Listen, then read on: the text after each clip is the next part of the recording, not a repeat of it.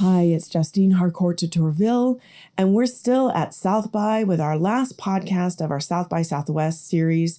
We're going to be talking with René Pinnell of Kaleidoscope, and he's going to be sharing some of his thoughts and some of his findings in trying to find the best financial model for creators and makers of VR. In my eyes, this makes him a hero because funding is one of the hardest problems in the industry. So stay tuned and let's hear his thoughts as he gives it to us live at South by Southwest. So welcome, René. We're here at South by Southwest 2019, and you just gave a great keynote, I hear, on the state of VR and funding. You want to give us a little heads up over that? Yeah, absolutely. So thank you for having me on your podcast. Do we have a name for the podcast? What's the podcast called? Well, right now it's just virtual, VRTL, you know. Virtual podcast. Cool, I dig it. But we've talked before. You did a really great interview with me before, so I feel like I'm in capable hands. I gave a presentation today at South by. It was at the ungodly early hour of 9:30 in the morning. At South by, that's not really fair. No. I was super impressed anybody came out, but they did. We had a really neat crowd, lots of great questions. And what the presentation was about was it's kind of an update on the research and design process that I've been underway on for the last 2 or 3 years. So we started Kaleidoscope as an organization with the mission to help artists raise money for projects. We knew, because I come from a family of artists, I've been an artist myself, filmmaker, and it's so hard to be an artist. It's so hard to raise money. It's, almost every artist I know struggles. And struggles more than I think that they need to. I mean, certain things need to be hard. And I think it's okay to struggle if you're an artist earlier in your career. But I think there's too many artists that I know that are at the top of their game creatively. Amazing artists that still financially struggle. Well, when you're trying to make good art, you're right. It shouldn't be so difficult to have messages or emotions or things that need to be heard, especially against a society that's full of science and technology. You need another voice, another vibe coming into your sphere. Yeah, artists provide so much value to society. If you think about scientists, like you brought up scientists, there's lots of, probably not as many as there should be, but there's lots of R&D labs, research and development labs and out of the universities as well, where scientists and engineers dream up new technologies, and they can patent that technology. And so when in 10, 15, 20 years that bleeding edge of technology becomes used in mainstream products and services, those early developers and those early scientists can see profit from that. They have something to gain. And artists, there's no equivalent. Absolutely. Artists are doing that R&D for us. They're on the frontier. They're the ones that are pushing not only the medium, whatever medium they happen to be working in, but they also give us perspective about who we are, our place in the world, how we ought to live. Artists are our reflection. They're our mirror, and that's an incredibly valuable service. And they don't, right now, stand to gain much from being at that frontier. And I think that's fundamentally unfair. So we knew that kind of in our bones. And so that's what you've done the scientist thing and have done research. Yeah, we've done research. We did research. We did a lot of research and a lot of conversations with a lot of smart people and about this problem. So we knew that and we didn't want to assume what the problems were with the funding landscape, and we just knew it was hard to be an artist. So we were like, well, let's learn how the current system works before we even think about trying to imagine or be so presumptuous as to reinvent it. So we spent about 3 years executive producing projects. We'd become friends with artists. We'd fall in love with their project, and then we'd sign on to executive produce it, and then we'd help raise the money. So through that process, we raised a little over $4 million for some really fantastic projects. We helped raise over $1 million for Spheres, which we executive produced with Darren Aronofsky, and it was directed by Eliza McNitt. And won at Venice. The Grand Prize. And a beautiful, beautiful project with a lot of tremendously talented people. Atlas 5, Arnaud Colinar, Jess Engel, Dylan Golden at Protozoa, just yeah, all-star. Anyways, big project. All-stars. Loved it. It was amazing. Great experience. I was going on and on about that way too much. I just, I'm really proud of that one. I'm proud of Battlescar too. Battlescar is another project we did that I just fucking love. I love the team behind it. It's about two runaways in New York who form a punk rock band in the 70s. Wow. And it moves like cinema. The first episode premiered at Sundance a year ago, 2018.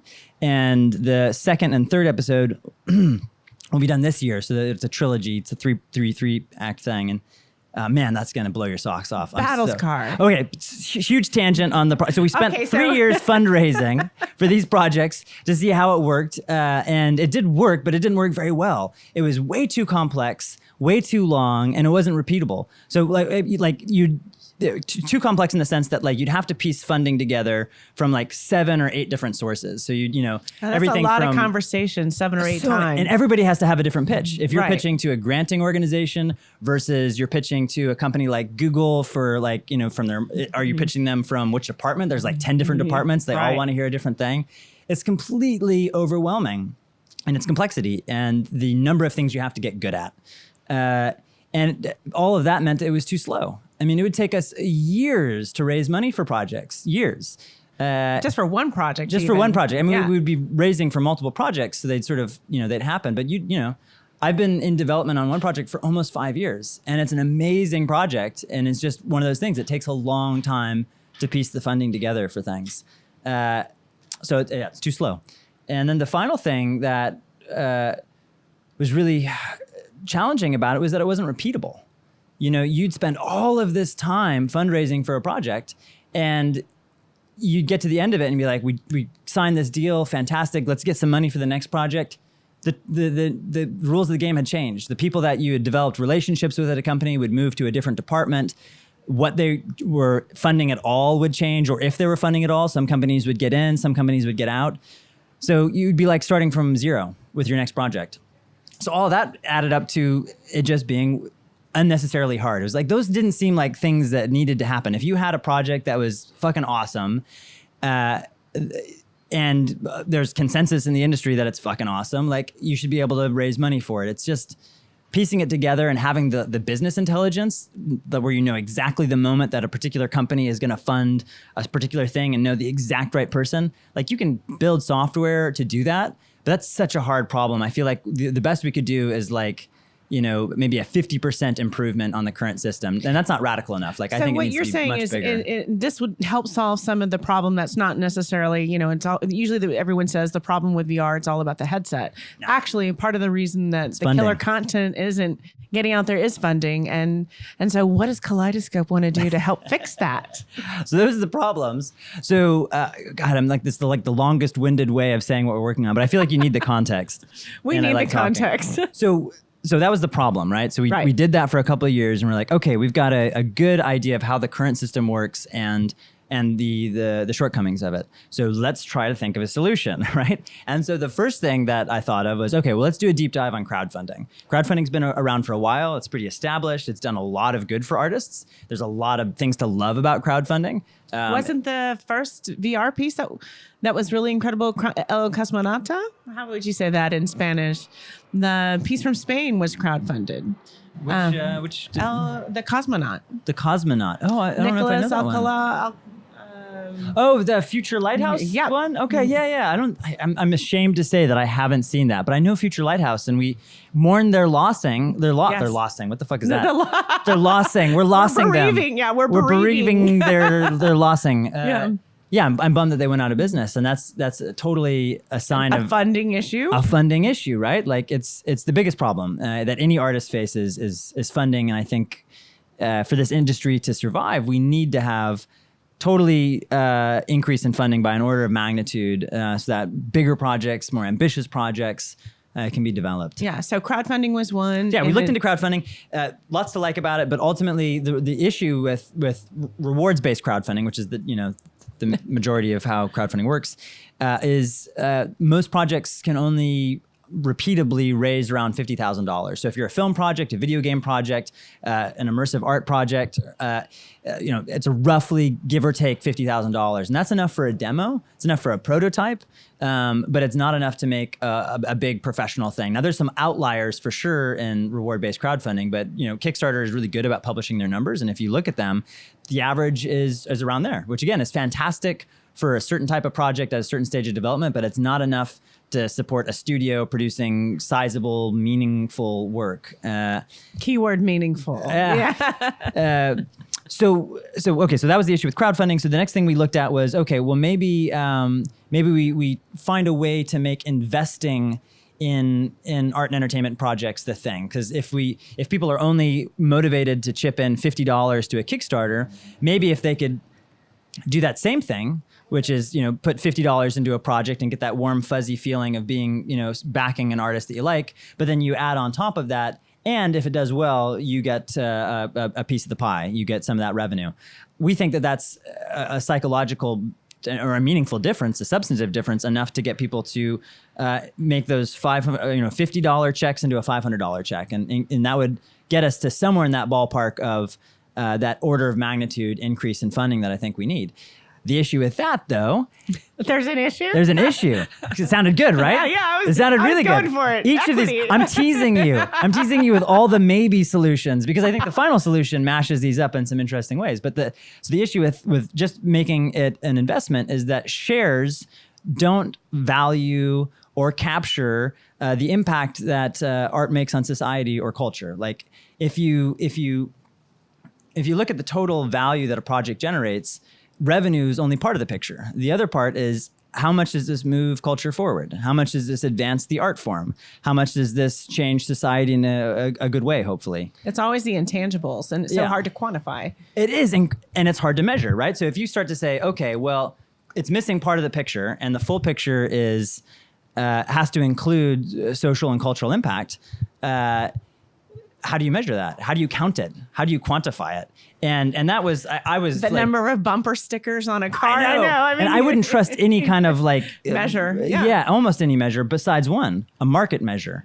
So the thing that markets are really good at, and I'm definitely super skeptical of capitalism, but one thing that markets do really, really well is they are able to take complex sets of data and rationalize them into sort of an ultra compressed answer on the value of a thing, right? And easy to digest formats called numbers. Yeah, exactly. What's the cost of the? So that is actually a way to do it if you look at the art market business model. Right. So in the art market, you have a work of art, a painting, or maybe a series of lithographic prints, and you have scarcity. There's a finite number of them, right? It's and typically in the art world, it's 1 to maybe 100 is the typical range. But that scarcity and the fact that you have a market of people trying to figure out how much do I value that work of art, essentially what they're doing is valuing cultural impact. What do I think the significance of this artist is going to be 10 years from now? What do I think the significance of this specific art piece? And do I think it's going to appreciate in value? And if they do, then it means that it has cultural impact because over a long enough time scale, markets are fairly good at establishing that. They have a way of picking artists out of history and over time getting it right. The problem is that for most artists in this model, it's not in a time frame that benefits them. Most artists sort of peak after they die. Van Gogh was completely poverty stricken in his life. Orson Welles struggled for most of his life to raise money. But eventually markets tend to get it right in the art world, I think.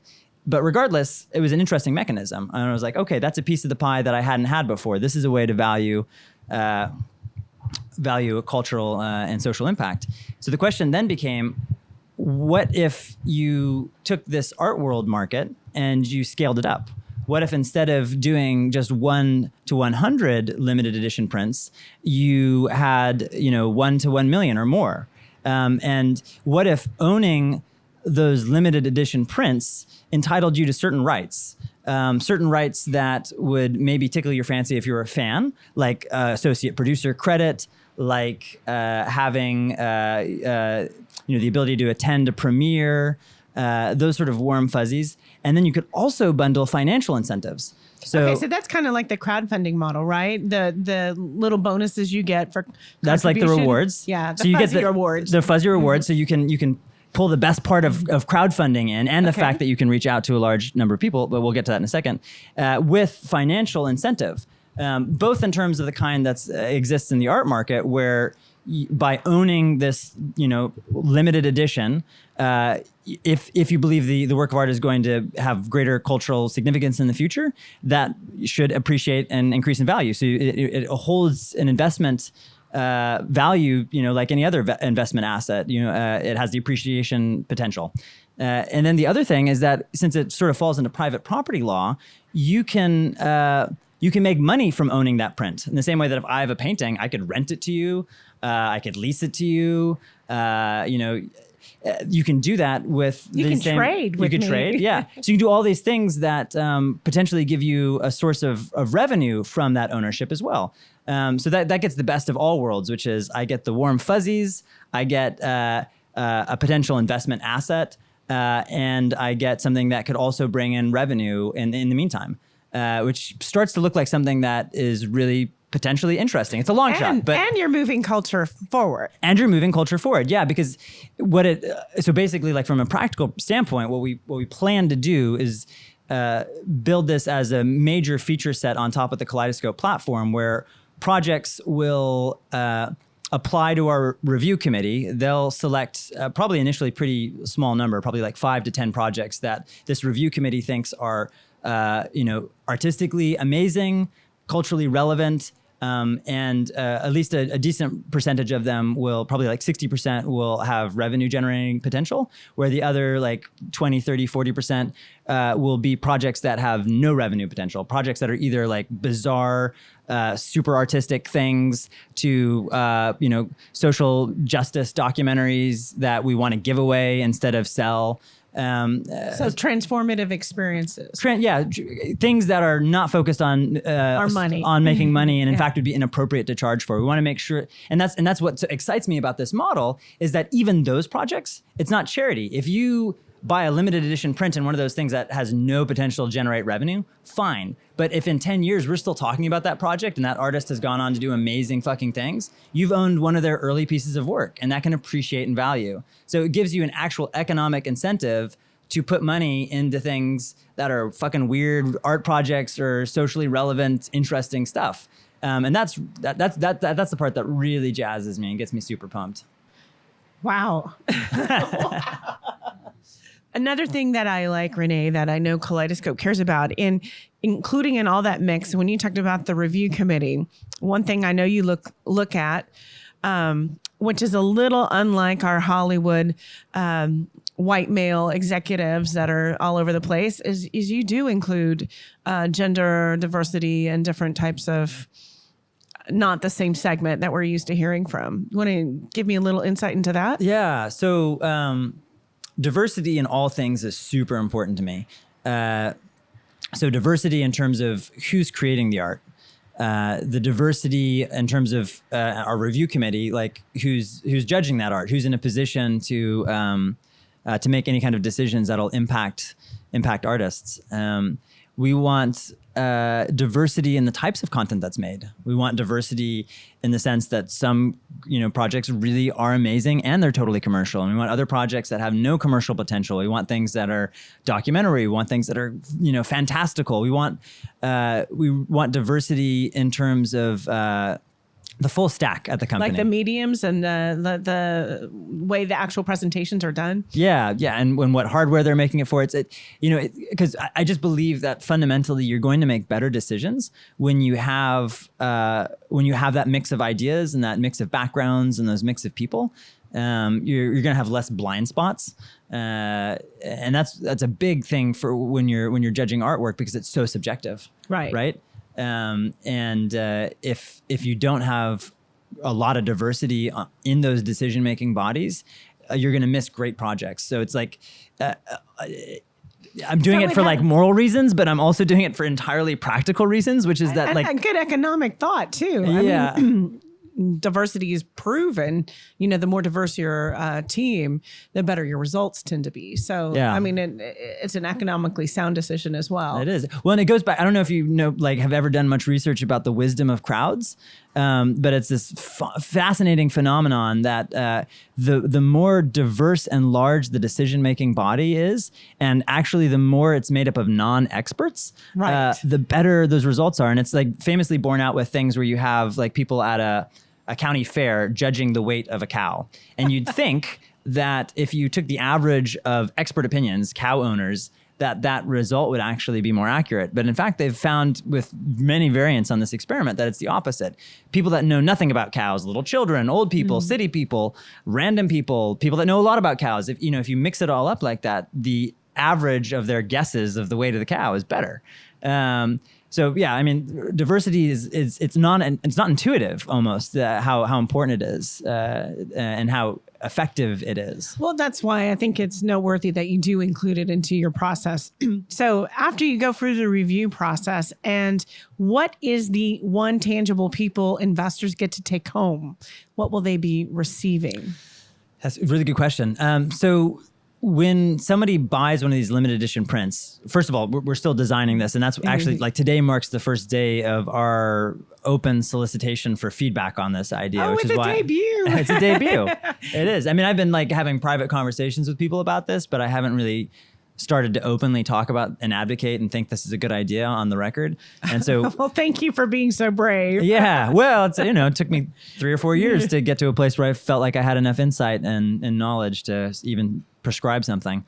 But we don't have it all designed. So I want to say that as a caveat. But the way we're imagining it being designed is that there's a commissioning phase for a project. So this is a project that hasn't been produced that's raising money. Okay. And you buy, some number of limited edition prints of a project. And essentially what you'd get in the first version is just a legal document. It's the equivalent of... That's not really sexy artwork. Legal draft. No, it's a legal draft. It would be something it's modeled after probably something that looks a bit like a licensing agreement mixed up with a certificate of authenticity from the fine art world mixed up with an equity investment contract. But we're going to try to make it human readable. We're going to try to make it very short, and we're going to try to make it very explicit in terms of you own the legal copy of this project that is in production, or you will own it. You own it now, but you'll receive all these benefits as soon as it's completed. And that'll be the thing you walk away with. Eventually, we're going to probably do something in the blockchain space to make that legal document have that much more trust. But legal fiction has got us pretty far in society, and there's a lot of weight and power in just a worded document. And I think that's the first version of this: is that people will buy these limited edition prints, get a contract proving they own that limited edition print, and then be the recipient of certain benefits as soon as the project is done. Now, once the project is done, people will be able and should be able to buy and sell those limited edition prints. So we're going to be building a market where people that participated in, the commissioning phase can sell their copy of it. And at that point, once a project's done, there will be other digital assets that are associated with it. So once the project is finished, as someone who owns a limited edition print, you'll probably have things like early access to it. So you'll maybe 3 months before it's released to the general public, you'll get a copy. You'll also probably, I'm going to encourage the artists to do special features that's just available to people with a limited edition print. And then there'll be also things that are not transferable, that are only something that you get if you are in the commissioning phase, like credit. So if you commission a piece, you would be included in the credit something along the lines of an associate producer credit, and that's non-transferable because it's just not practical. And it also gives somebody an incentive to put money in on the commissioning phase. I forget what your question was. I could go on about this for like 3 hours. Well, in a way, I think when we say print, the first thing I think of is, the animation cells, you could buy like Right. an original cell of That's a Snow physical White. print. Yeah, physical print. And in the film industry, the reels of film that you'd ship to, places, they're called prints. And so we're getting a virtual print. yeah, a virtual print that is sort of like an empty frame in the commissioning phase. And then once it's done, you get to fill that empty frame with the actual artwork and owning that original. I think sometimes it's easier to wrap your head around this when you think about, the fact that we've been grappling with these ideas ever since we had mechanical reproduction. So as soon as we had like high quality prints, basically, it started to blur the line of what was an original anyway. So there's this idea that a form that you have you have an original, then you have a limited edition print, and then you can have an open edition print. Right. And that all these things can coexist, and you can be looking at the same painting in these different mediums, but they have different value, right? Like if it's one of a kind, the original, that's worth something. If the artist makes a limited edition print, that's worth something else, and then an open edition that you can pick up in an art book or something is the lowest tier of that. But those all three exist, and it's the same media, right? Right. So with digital entertainment or any form of art that all art is basically digital, I think that same idea will bear a lot of fruit, where you have probably the original, the master, that comes with certain rights that the artist owns. Then you have a limited edition set of prints that comes with a different set of bundled rights and privileges. And then you have something that the general public can consume, which I imagine to be a reproduction or a rental of those limited edition prints. Hence the ability of those people generating revenue from something they own. No, that's exciting. But what happens then after the artists have come to you, they've been reviewed, they've been selected, commissioned? Two things. What do they have to do to be chosen? Like do they have to have an idea on paper? Do they have to have a pilot? What's the best thing to be selected? So everything that we've been talking about is this far out, like next thing that we're building, but we do a lot of other stuff at Kaleidoscope. Okay. We're always trying to find opportunities for artists. So, at South by, we have a showcase where we've selected 7 projects that are presenting work in development. And a chic house, I hear. And a pretty cool house where we host a lot of events. And then we're going to do the first look event with Riot this summer, which is a marketplace event. And all of that side of the business, the majority of what we've been doing up to now is just about connecting artists with industry people that can fund their work. And so we still do that. And doing that has a review process where artists submit their work to be accepted for those opportunities. And we've put together a review body of about 120 people now that review all the projects that are submitted for these opportunities. What we look for is different depending on the opportunity, but there's definitely consistencies. One of them is it's really important to have a project video, something that people can watch and get a sense of what your thing is in a couple minutes. Either that, or you have to have like really amazing people on board, like very, very well-known talent. So we're talking beyond a storyboard and beyond a storyboard. Yeah. You need to have something that's like a couple minutes that people can watch and like feel like they're in the story. Okay. And have it be at pretty close to the visual fidelity that the finished project will be. It doesn't necessarily have to be in VR. Okay. With the exception being, if it's your first VR project, it has to be in VR. Like if you've done a couple of projects that have done quite well in VR, that checks the box of, okay, they know how to make VR. I don't need to worry about that. I can just, watch a video and get a gist of it. But if it's your first one, you have to have something really, really good in VR to convince anybody that you're going to be good at making VR. How much do you think people, it's a range, but have to spend them or raise themselves before they can even get to a commission to be adjudicated? Depends on how much of their project they can create themselves. So there's definitely some artists that, like Isaac Cohen, Daniel Ernst. There's a ton of artists that can do most of the work and prefer to do most of the work themselves. In which case it requires very little money. Otherwise, it's, you're typically gonna have to spend, $10,000, $15,000, $20,000 sort of developing it, like getting the concept art together. If you're trying to get talent on board, that just takes time. You're gonna have to pay somebody like $5,000 to broker a deal, even if the deal is you not paying that artist any money up front, but just to have them go through the hassle of like signing a piece of paper. You're gonna have to pay them, Those another lawyers. $5,000. Yeah, so it's hard to do the development work Okay. for under $10,000 to $20,000, unless you can do it all yourself. But if you're Okay. actually like hiring people to work on it and sort of going that route, it's going to cost about that. Okay. So they have done that. They've invested, hopefully, whatever they needed to, and they're selected. Then what happens? Then what do you envision? Well, it depends on what the opportunity is that they submitted for. Okay. But the goal of everything that we do is to help artists get money. So that side of the business is trying to achieve that through professional networking, where we, try to provide opportunities and events and moments where those, relationships can form, and artists and potential funding sources can get to like each other and trust each other. And that's how deals get done.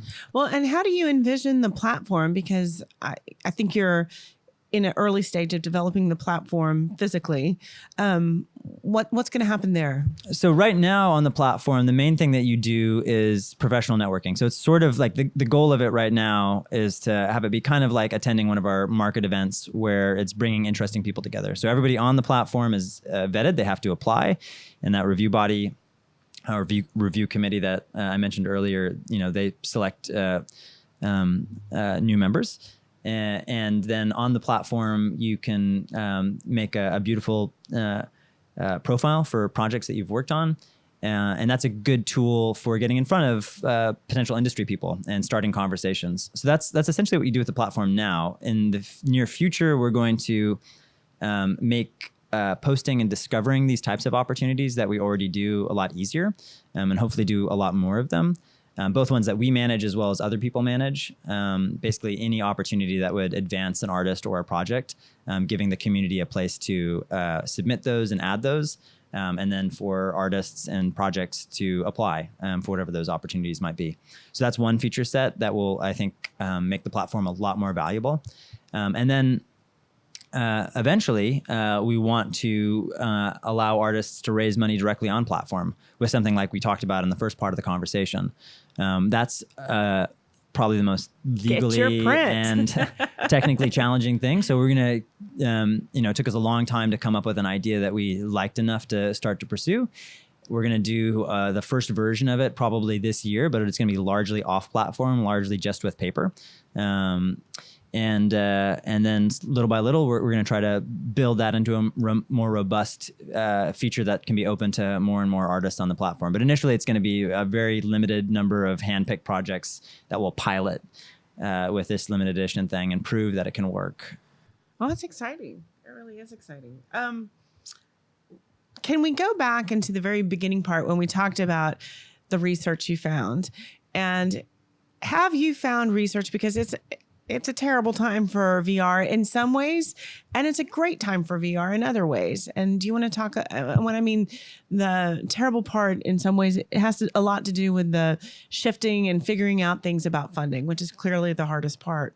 But on the other hand, plenty of people are able to do this. And there's a lot of ways to see VR. It's not only that you have to watch it with headset, there's LBE. Do you have anything you're doing in that kind of space as well? Yeah, so I actually think that we're in a really pivotal moment in the industry right now where the first set of projects that are going to make a lot of money are in production now. So we've seen a couple of projects do really well and make multiple millions of dollars. Probably not much above 10 million. So I think the delta for a really successful project is somewhere between 1 and 10. But that's still not bad money, especially if the project costs $500,000 or $1 million to make. It's decent profit. And we've learned a lot about what makes a successful project. And I know a lot of artists and a lot of studios that are in production on work that I really believe have a real potential to generate serious money. And one of the bright spots and one of the ways that I think people will do that is through location-based exhibition and entertainment centers. If you produce something that is 10 times more exciting than going to a movie, and I've seen VR that I feel like does that, I think you can get people to go to these new VR centers and spend a lot more money than they'd spend on a movie ticket. And I think that's one model. I think another model is that if you get the throughput right, if you can get a lot of people through at a relatively low ticket price, and there's definitely some models that I've seen that are working on how you can get 100 people at a time, similar to seeing a movie. And so I think there's definitely going to be ways to make that work. And all of this is really encouraging, because as soon as we start having a few of those experimental centers really take off, and we've seen a couple, like Dreamscape is doing really well. I'm really intrigued by 2-Bit Circus, what they're doing. Meow Wolf is blowing up. It's on the right now, anyways. It's mostly on the non technical immersive side. It's more like immersive spaces, but they're building in lots of technology, and they're opening up new branches in Las Vegas. They're opening new branches in, I think, DC and everywhere. I mean, the scale of Meow Wolf is shocking. But I consider that immersive entertainment 100%. And so I think, in general, this trend of people spending money to go have massive, immersive, high-quality experiences, I think that's only going to increase, and I think that only helps our industry. So one of the really important rights to bundle into this limited edition print is the right to make money from exhibiting that. So one of the people we see selling these limited edition prints to are owners of these, location-based exhibition centers, where you spend $1,000 perhaps on a limited edition print, and that gives you the right to install it on a computer at your center and make as much money as you want. You keep whatever you make. You own that. You get to install it. Well, that's a good investment. It is a good investment, and that's one model. Another model is to have it be more like a lease, and the amount of money that you generate is based on the actual usage of it. So you could definitely structure it that way as well. So a percentage of the profits would go back to. Yeah, exactly. I mean, a really common one in the LBE space is having a certain money amount that you spend per minute. So I think 12 cents is kind of like the going rate per minute now, so you could definitely make those business models work too. But the point is that these limited edition prints ought to be a easy vehicle to manage that process of selling to location-based centers. Because not only would that location-based center get the right to monetize it in one form or another, but they could also have that be an investment asset where they hold on to it, and then they sell it when it's run the course, right? So like most location-based entertainment, you're going to need to change your lineup in order to stay fresh, right? So, it's called their refresh. And with cinema, most movies, hold a matter of weeks. I don't know what the cadence is going to be for VR and AR entertainment centers, but it'll be something, right? And so after 3-6 months, rather than just take a loss on that, you could actually sell it perhaps for more. So I think it's a pitch we could make to that sector of the industry to help put money into projects. That's perfect. René Pinnell, thank you so much. And as one text into another, it's nice to see you and talk to you. Thank you for having me on your show. It's been an honor and a pleasure.